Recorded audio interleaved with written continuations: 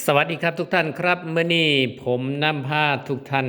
มาที่บ้านหนองกกตำบลบัวฮุงอำเภอราศีสไลยจังหวัดศรีสะเกษนำพาทุกท่านมาที่วัดของบ้านหนองกกครับ